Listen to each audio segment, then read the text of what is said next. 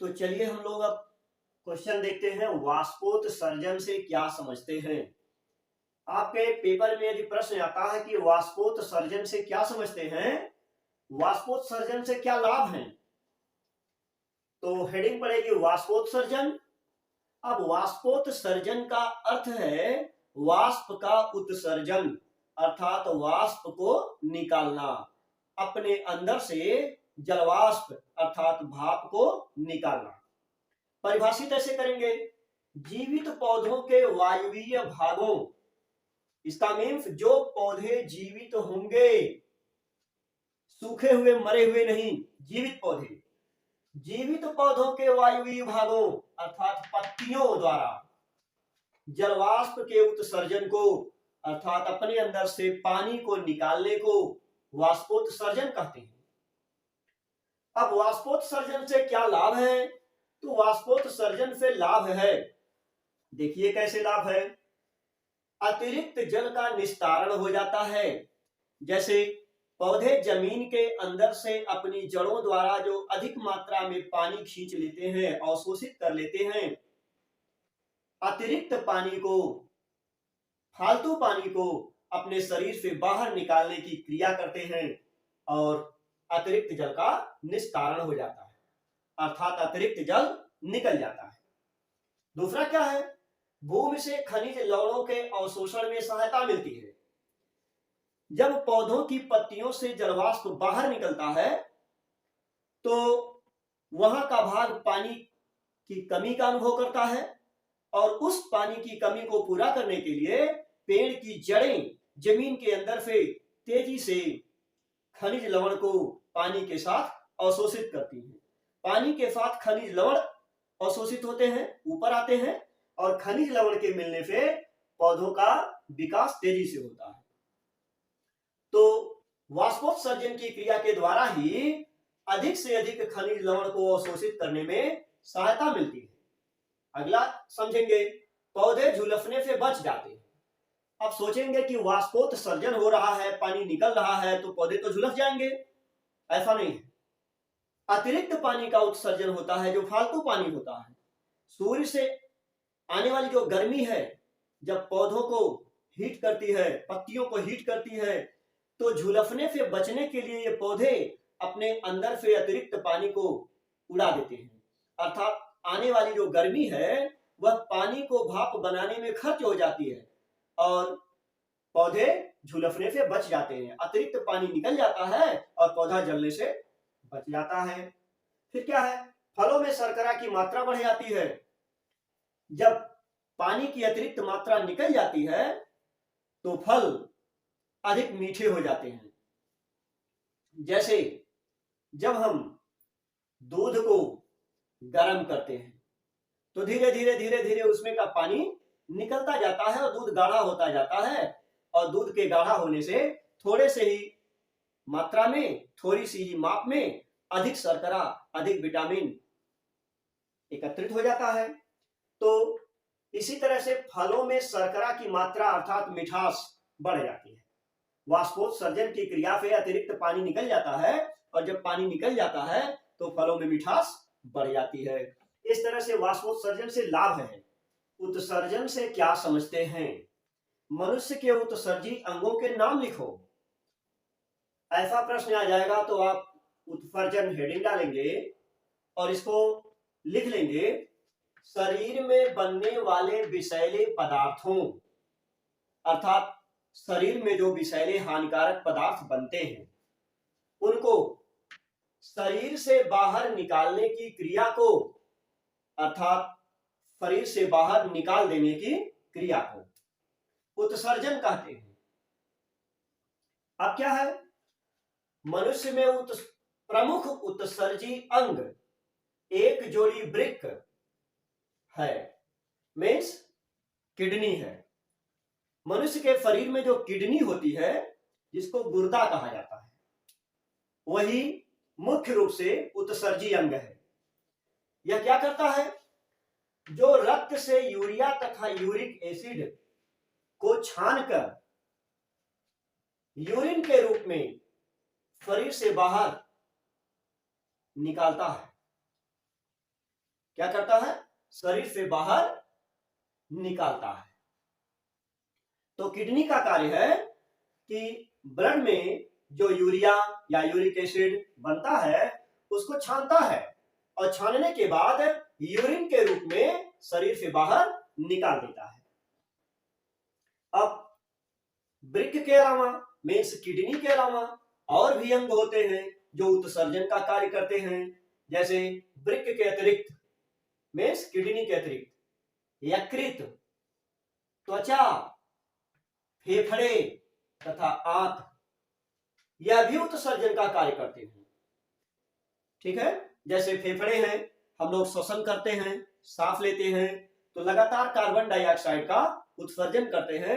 लगातार सांस हम लेते समय अपनी नाक से कार्बन डाइऑक्साइड को बाहर निकालते हैं। आंत क्या करती है?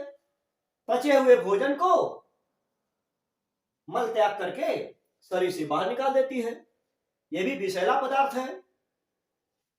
तो त्वचा क्या करती है? हमारे शरीर में जो जमे हुए विषैले पदार्थ हैं जैसे पसीने के रूप में उनको त्वचा बाहर निकाल देती है। तो त्वचा जो है पसीने के रूप में, स्वेट के रूप में विषैले पदार्थ को शरीर से बाहर निकालती है। इस तरह से जितने उत्सर्जन अंग हैं सब अपने अपने तरह से विषैले पदार्थ को शरीर से बाहर निकालने का कार्य करते हैं। और शरीर से विषैले पदार्थ को बाहर निकालने की जो क्रिया है उसे उत्सर्जन कहते हैं। पोषण क्या है? स्वपोषण और परपोषण में क्या अंतर है, समझाइए। ऐसा प्रश्न आ जाएगा तो हम लिखेंगे पोषण सभी सजीवों को जीवित रहने के लिए तथा शरीर में होने वाली उपापचयी क्रियाओं को संपन्न करने के लिए, भोजन से ऊर्जा प्राप्त करने, भोजन को पचाने, अवशोषण करने तथा भविष्य के लिए संग्रह करने की सम्मिलित क्रिया को पोषण कहते हैं। अर्थात पोषण क्या है? अपने जीवन में, अपने शरीर में चलने वाली समस्त क्रियाओं को संपन्न करने के लिए जो ऊर्जा की आवश्यकता होती है उस ऊर्जा को भोजन से प्राप्त करने के लिए, ऊर्जा को संग्रहित करने के लिए जितनी क्रियाएं होती हैं इन सबको मिलाकर पोषण होता है। इनको पोषण कहते हैं। अब पोषण दो प्रकार का होता है, एक हो गया स्वपोषण, एक हो गया परपोषण। स्व मीन्स होता है अपना, स्वयं का।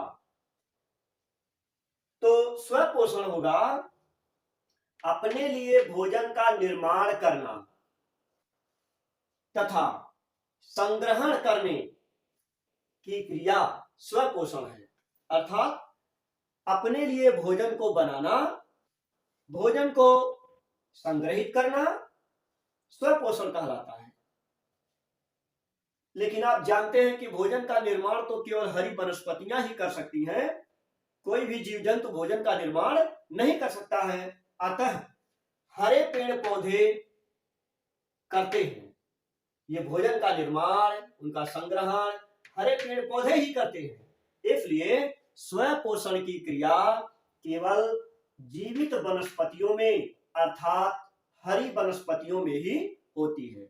तो कंफर्म है कि स्वपोषण वह क्रिया है जिसके द्वारा अपने लिए स्वयं भोजन का निर्माण किया जाता है। और अपने लिए स्वयं भोजन का निर्माण केवल हरे पेड़ पौधे ही करते हैं। इसलिए स्वपोषण की क्रिया हरे पेड़ पौधों में होती है, जीव जंतुओं में नहीं होती है। अब आता है परपोषण। परपोषण का मतलब होता है अपना पोषण करना दूसरे के आधार पर, अर्थात बने बनाए भोजन को कहीं से प्राप्त कर लेना। कहीं पर फल लगा है तो उसको खा लेना, किसी जीव को खा लेना, बने बनाए भोजन को ग्रहण करना परपोषण कहलाता है। अब इसको परिभाषित कैसे करेंगे?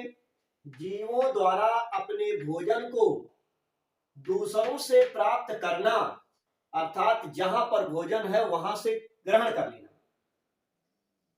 परपोषण कहलाता है।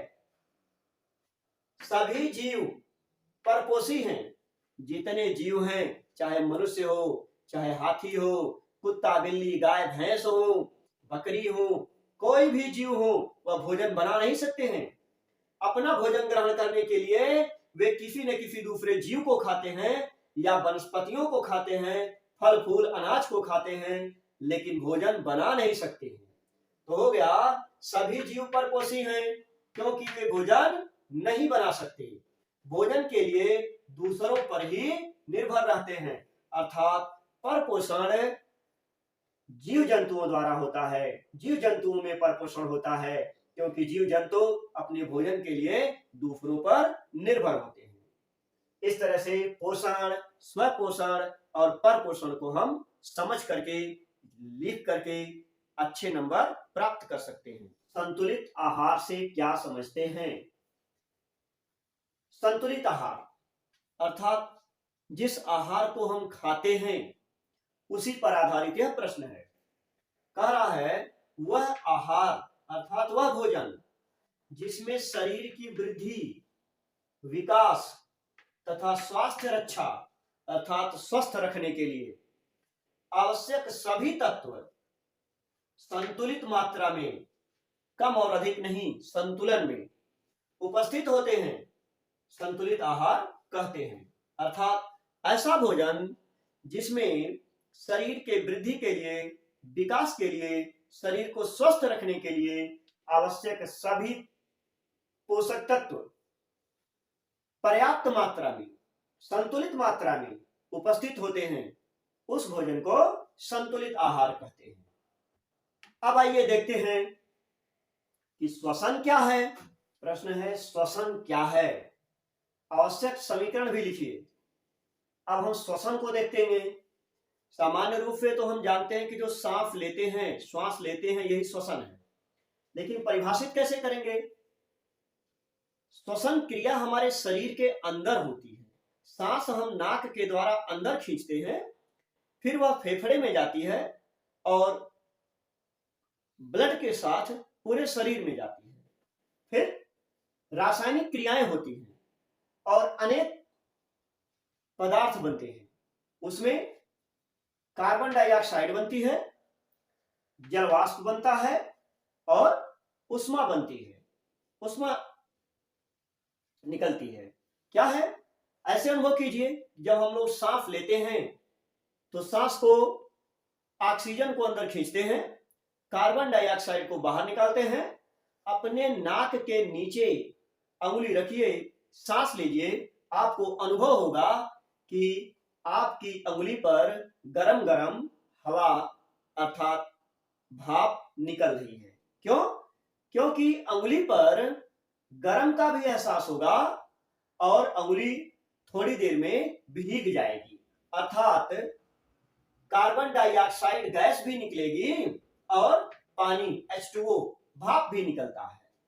उष्मा भी मुक्त होती है, वह भाप गर्म होती है, अर्थात आपके अंगुली पर गरम गरम भाप का अनुभव होगा। तो हम परिभाषित करेंगे, ऐसे लिखेंगे, श्वसन एक जटिल रासायनिक क्रिया है जो शरीर के अंदर होती है।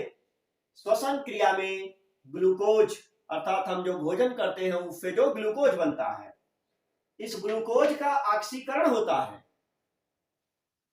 और कार्बन डाइऑक्साइड CO2 तथा ऊर्जा उत्पन्न होती है। कार्बन डाइऑक्साइड उत्पन्न होती है और ऊर्जा उत्पन्न होती है। ये तो जलवाष्प है जो इसी CO2 के साथ मिलकर बाहर निकल जाता है।